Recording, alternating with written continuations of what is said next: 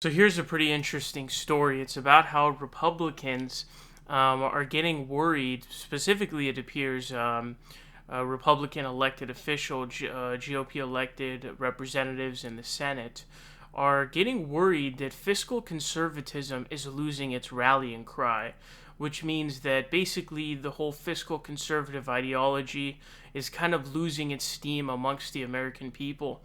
And we've seen this going on for a while now, where fiscal conservatism, cutting taxes, smaller budgets, less regulations, all that stuff has really lost its steam, and it's become more of a how can I game the populist system, essentially. Any welfare cuts are wildly unpopular, Medicare, Social Security, healthcare, anything of that nature.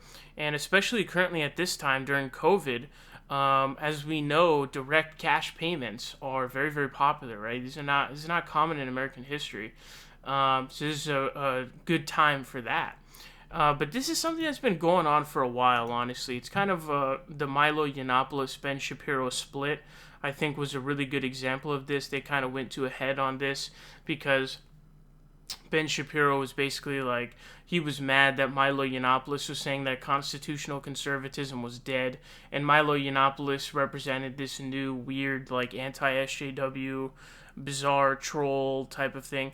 And what I think it is I think people just don't, like, your average Republican today likely cares less about tax cuts because likely won't even affect them that much, but rather cares about culture war issues. So things like racism or kneeling for the flag or genders and sexuality and stuff like that.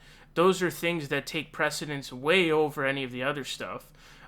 Because it's more personal to them. And honestly, most Republicans aren't going to even be affected that much by tax cuts because they're probably not even making that much money to even be able to benefit from it that much anyways.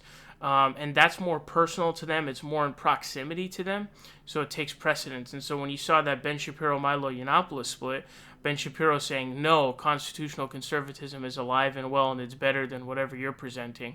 But it appears that constitutional conservatism has really been on the dead for a while now. And I think that's for a couple of reasons, man. I mean, first of all, it sounds really boring. The political climate now is just simply doesn't fit towards that.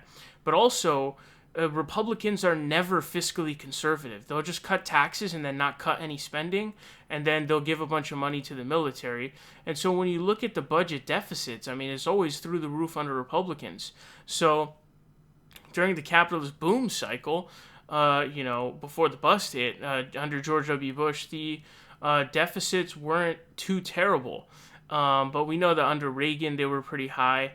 And then in George W. Bush's final year, once the bust finally hit and the mortgage, subprime mortgage crisis crashed and the whole housing market crashed because it was all completely fake, and private banks were basically shoving these shitty loans down people's throats, and it crashes. Now you're talking about over a $1 trillion deficit. Now, what is a budget deficit, first of all? Let's explain what that is. So a budget deficit, right? You are president of the United States over your 4-year term. It's the difference between how much you spent and how much you raised in taxes, in revenues. So if you raise more in revenues and you don't spend more than you raised in revenues, then you have a budget surplus. Bill Clinton, I think, was the last one to have this. If you don't raise more money than you do spend, you are then in a deficit. Now, what is the debt? The debt is just the total accumulation of all of the budget deficits. So a deficit occurs under a president for a term.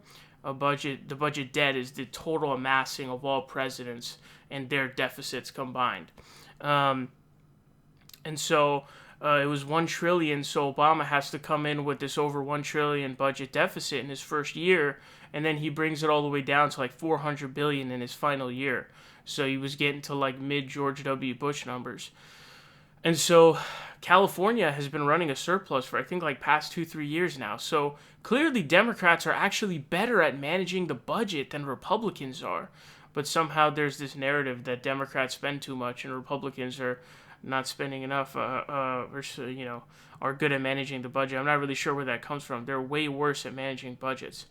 It says Republicans say fiscal conservatism simply isn't the GOP rallying cry it used to be. That's making it much harder to counter President Biden's push for trillions of dollars in new government spending. think that's what Charlie Kirk said. Not in this article, but he also said something similar. It says instead, culture war issues like immigration, religious freedom, LGBTQ rights, big tech, and Black Lives Matter movement are taking center stage in conservative politics.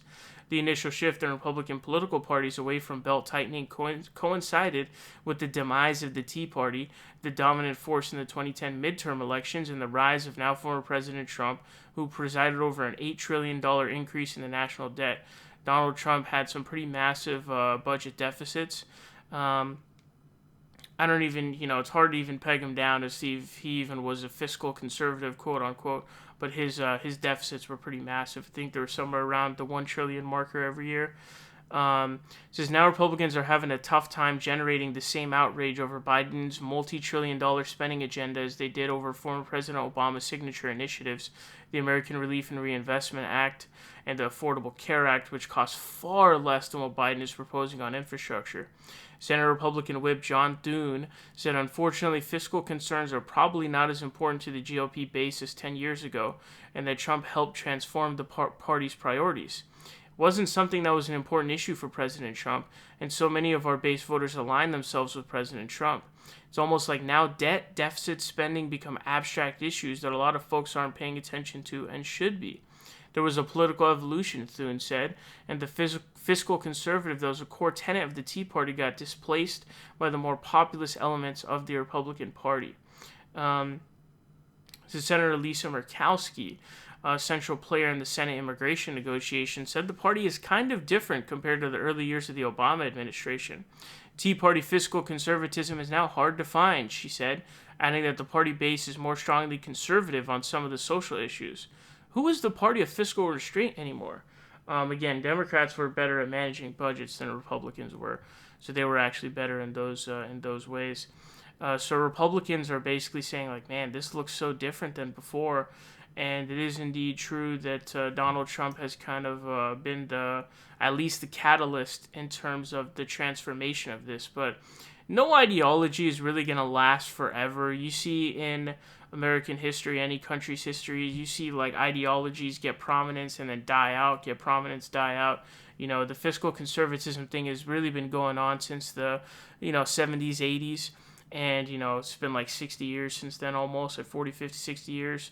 That came after like 40, 50 years of just nonstop New Deal presidents. And so I'm hoping that we start to shift more in the New Deal president direction again. After this, 50, 60 time span is over. And hopefully we can get into a 50, 60 time span of real social democrat New Deal presidents. But it is dying. It doesn't really fit the game of politics. And I think it was even Rush Limbaugh who said, yeah, that was just a total, it was a farce. It wasn't serious. We didn't really care about the budget. We were just trolling Obama. There's a lot of reasons why this isn't what it is today. Also, I think internet culture has really exacerbated in terms of the regular person's social issues. So I think that may have made a situation where people are more vocal and more interested in social issues rather than cutting taxes and regulations and But Republicans were never good at it anyways. Even Reagan's numbers were insane because he was spending all the coffers on the military. So it's pretty rare you get real fiscal conservatism from a Republican.